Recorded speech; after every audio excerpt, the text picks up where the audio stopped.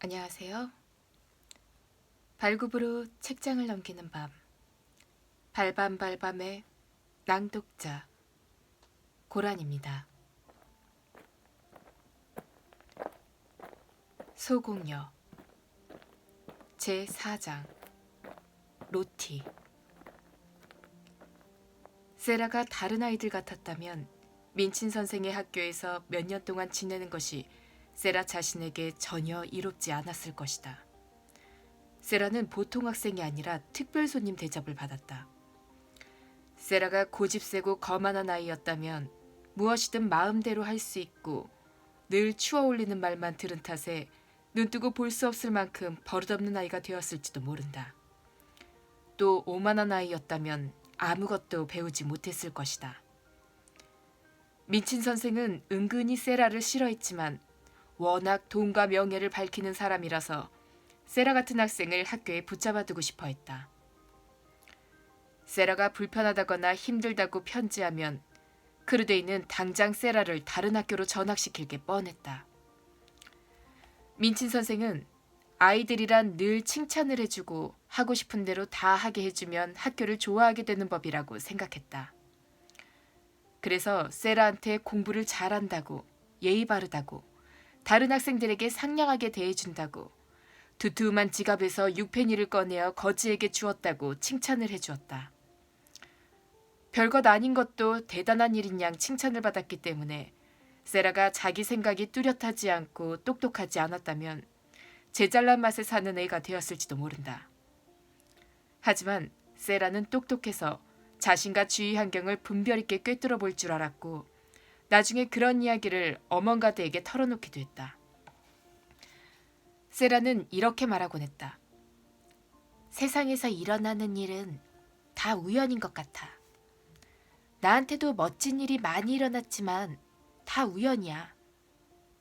내가 공부와 책을 좋아하고 배운 것을 잊어버리지 않는 것도 우연이야. 잘생기고 상냥하고 똑똑하고 또 내가 바라는 건 뭐든지 줄 수 있는 아버지를 둔 것도 우연일 뿐이고 어쩌면 난 착한 애가 아닐지도 몰라. 갖고 싶은 건 다 가지고 있고 모두가 상냥하게 대해준다면 착할 수밖에 없지 않을까? 잘 모르겠어. 그러고는 몹시 심각한 표정을 지으며 말을 이었다.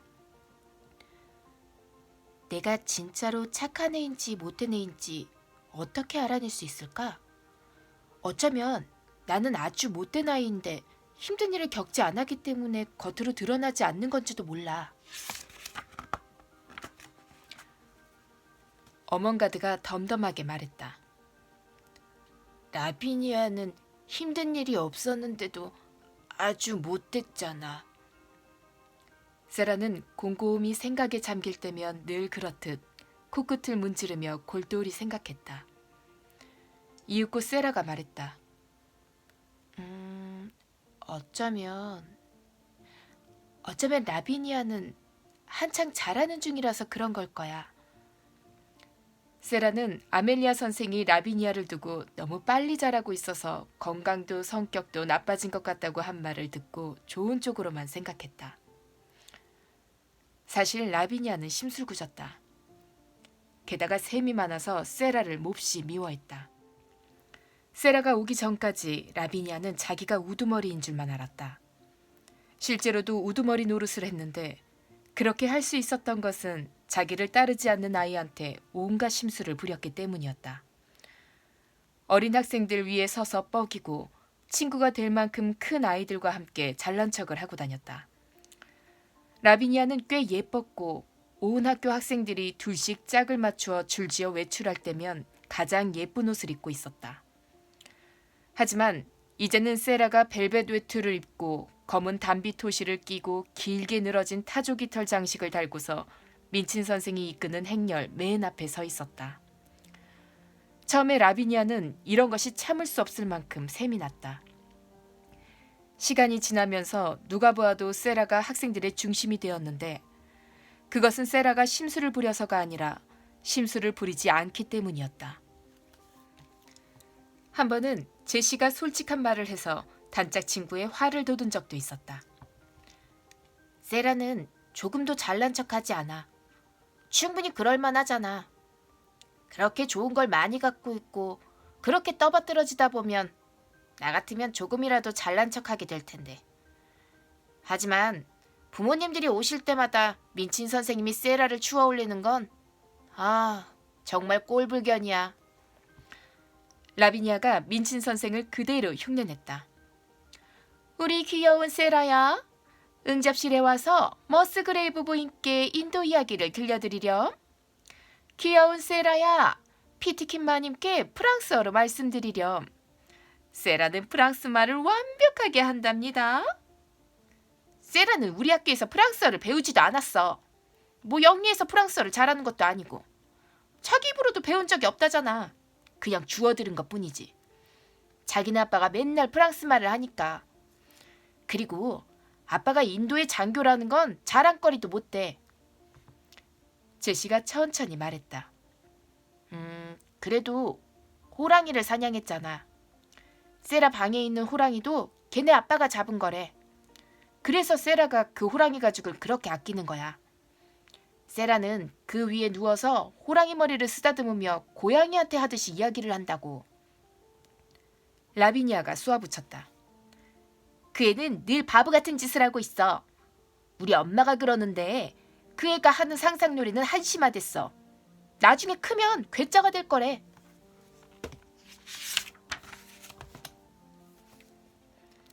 사실 세라는 결코 잘난 척하는 법이 없었다.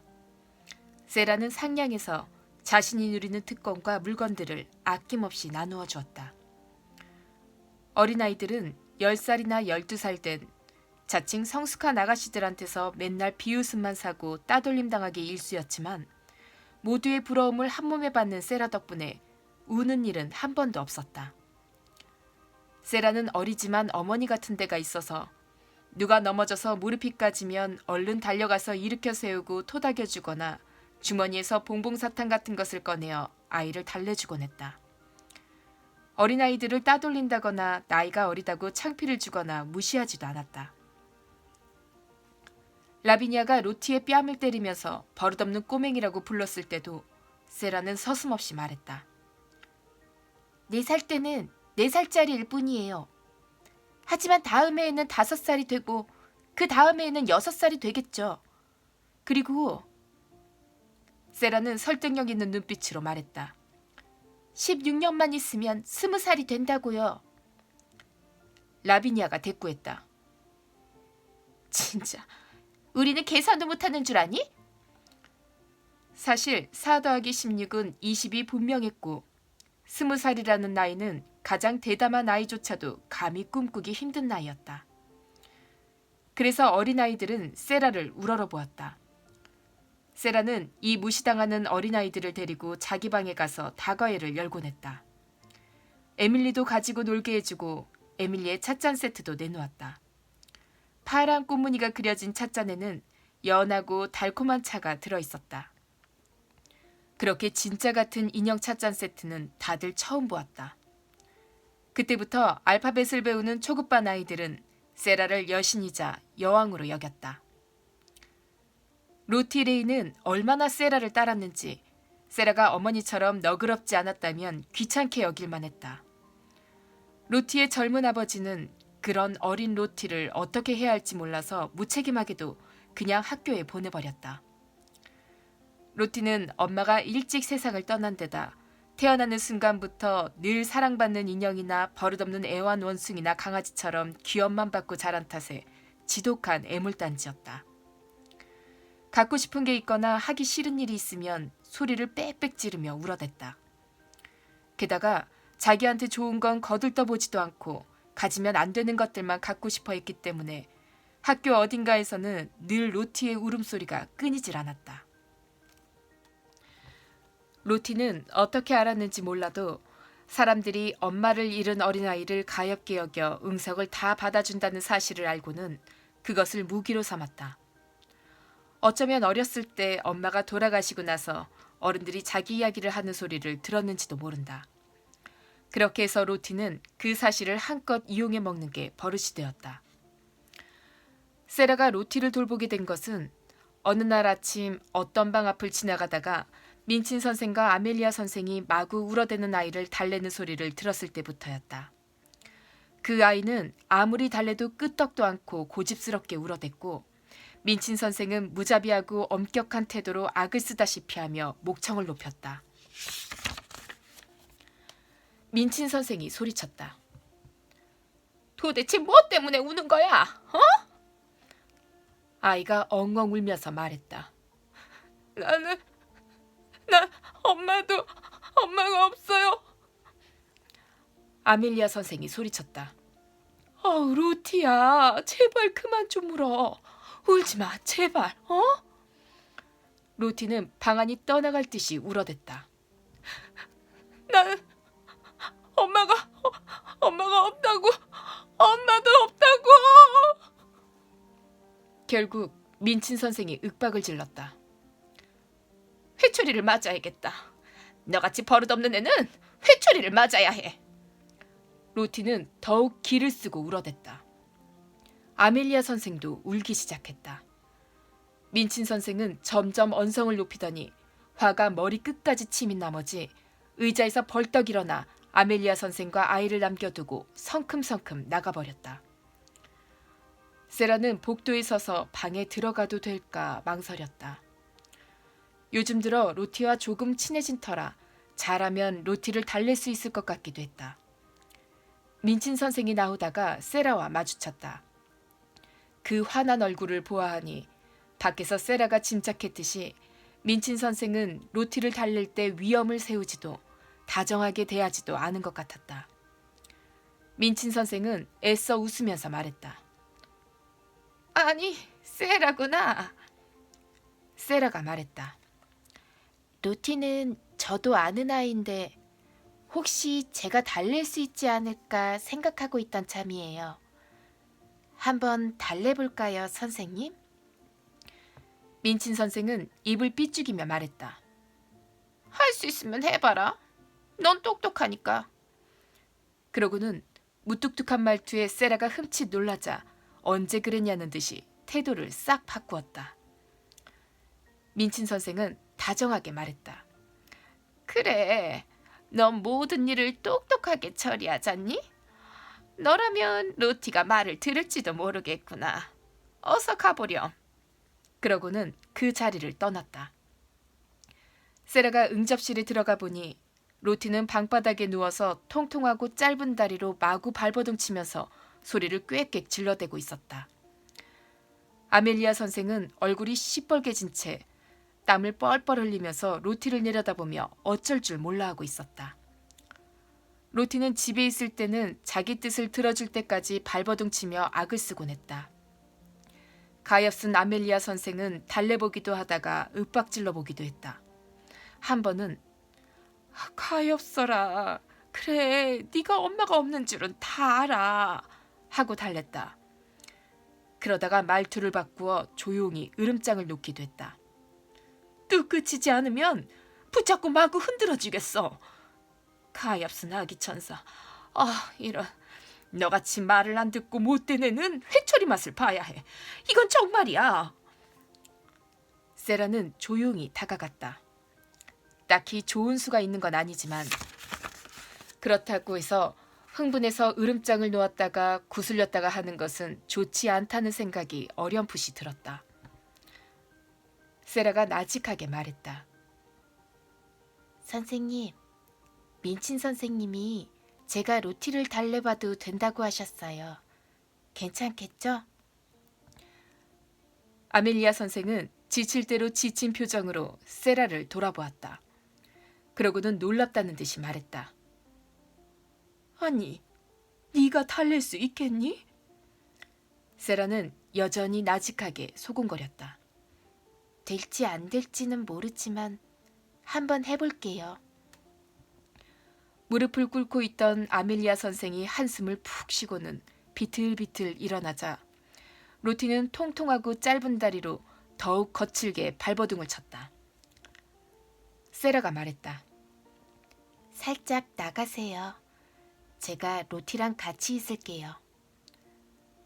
아멜리아 선생은 울먹거리며 말했다.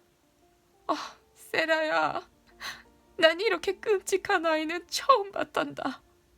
도저히 감당이 안 돼. 그러면서도 떠넘길 사람이 생긴 것에 한시름 놓으며 살그머니 방을 나갔다. 세라는 제 분에 못 이겨 울부짖는 아이 곁에 서서 가만히 내려다보고만 있었다. 그러다가 아이 옆에 앉아 잠자코 기다렸다. 루티의 성난 고함 소리만 울릴 뿐 방 안은 조용했다. 루티는 이런 일이 처음이었다. 지금까지는 소리를 빽빽 지르면 사람들이 왜 그러냐고 나무라다가 애원하다가 또 명령하다가 구슬리기를 되풀이했던 것이다. 자기는 악을 쓰면서 발버둥 치고 있는데 옆에 있는 사람은 아무렇지도 않은 듯 무심하게 있자 호기심이 생겼다. 루티는 악을 쓰느라 꼭 감고 있던 눈을 뜨고 누구인지 보았다. 알고 보니 선생님이나 어른이 아니었다.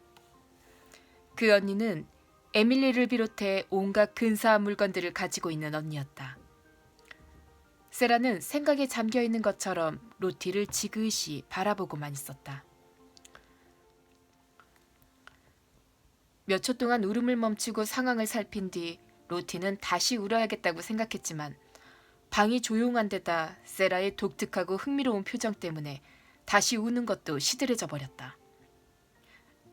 나는 엄마가 없어. 엄마가 없다고. 엄마. 루티는 이렇게 울었지만 아까만큼 우렁차진 않았다. 세라는 루티를 더 찬찬히 바라보았는데 다 이해한다는 눈빛이었다. 세라가 말했다. 나도 없어. 생각지도 못한 말이라서 루티는 깜짝 놀랐다. 루티는 마구 차대던 발을 툭 떨구고 한 번 더 버둥거리더니 세라를 빤히 쳐다보았다. 도무지 울음을 그치지 않는 아이라도 새로운 생각이 떠오르면 울음을 뚝 그치기 마련이다.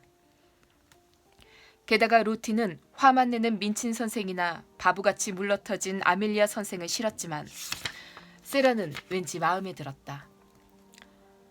루티는 투정 부리는 걸 그만두고 싶지 않았지만 생각이 자꾸만 딴 곳으로 쏠리는 바람에 다시 한번 몸을 꼼지락거리고는 훌쩍거리며 시무룩하게 말했다. 엄마가 어디 갔는데? 세라는 잠시 말이 없었다. 사람들이 엄마는 하늘나라에 있다고 했기 때문에 생각을 많이 해보긴 했지만 세라가 상상하는 것은 보통 사람과 전혀 달랐다. 세라가 말했다. 우리 엄마는 하늘나라에 가셨어. 하지만 분명히 가끔씩 나를 보러 내려오실 거야. 내 눈에는 보이지 않지만 말이야. 너희 엄마도 그러실걸? 어쩌면 지금도 너네 엄마랑 우리 엄마가 지켜보고 있을지도 몰라. 두 분 다 이 방에 계실지도 몰라. 루티는 벌떡 일어나서 주위를 둘러보았다. 곱슬머리에 예쁘장한 꼬마의 물망초빛 동그란 눈동자가 눈물에 젖어 있었다. 엄마가 지난 30분 동안 자기를 지켜보고 있었다면 엄마는 자기가 천사같이 착한 아이가 아니라고 실망할지도 몰랐다. 세라는 계속 이야기했다. 세라의 이야기가 옛날 이야기 같다고 생각하는 사람이 있을지도 모르지만 루티는 그 이야기가 너무 생생하게 느껴져서 자기도 모르게 귀를 기울였다. 사람들은 루티한테 엄마는 날개가 달려있고 왕관을 쓰고 있다면서 그림에 나오는 아름다운 하얀 잠옷을 입은 여자들, 그러니까 천사들을 보여주었다. 하지만 세라가 들려주는 이야기는 꼭 진짜 사람들이 사는 아름다운 나라에서 실제로 일어나는 이야기 같았다. 세라는 이야기할 때면 늘 그렇듯 자기도 모르게 꿈을 꾸듯이 말했다. 드넓은 꽃밭이 끝없이 펼쳐져 있어. 백합꽃이 가득히 핀 들판이야. 바람이 산들산들 불어오면 백합꽃 향기가 향기롭게 퍼져나가. 늘 산들바람이 불어오니까 늘 백합 향기를 맡을 수 있지. 꼬마들은 백합 꽃밭을 뛰어다니며 백합을 한 알음씩 깎아서 깔깔 웃으며 작은 화환을 만들어. 거리들은 반짝반짝 빛나. 아무리 많이 걸어도 피곤해지지 않아. 가고 싶은 곳은 어디든지 둥둥 떠다니며 갈 수 있거든. 도시는 진주와 황금으로 만들어진 성벽으로 둘러싸여 있는데 사람들은 나지막한 성벽에 기댄 채 웃으면서 지상을 내려다보고 아름다운 소식도 보내지. 무슨 이야기를 들려주었든 간에 로티는 분명히 울음을 그치고 넋을 잃고 이야기에 빠져들었을 것이다. 그런데 이 이야기는 다른 이야기들보다 더 아름다웠다. 로티는 세라한테 바짝 다가와서는 이야기가 끝날 때까지 말 하나 놓치지 않으려고 귀를 기울였다. 이야기는 너무 빨리 끝났다. 로티는 아쉬운 나머지 울음을 터뜨릴 것처럼 다시 입을 삐죽거렸다. 로티가 소리쳤다.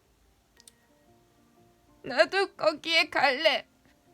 이 학교에는 엄마가 없단 말이야. 세라는 그 위험한 신호를 알아차리고 꿈에서 깨어났다.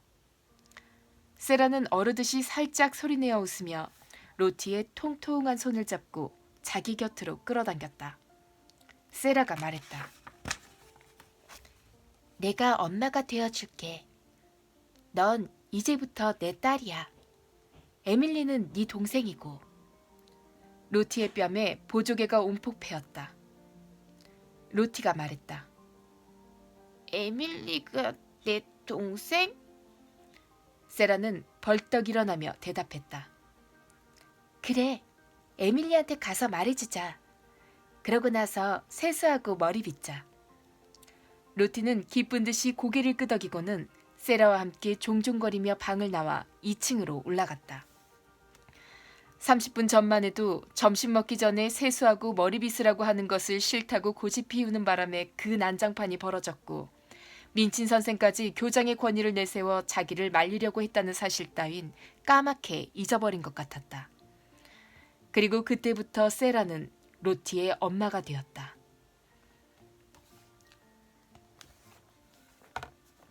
오늘은 여기까지. 다그닥.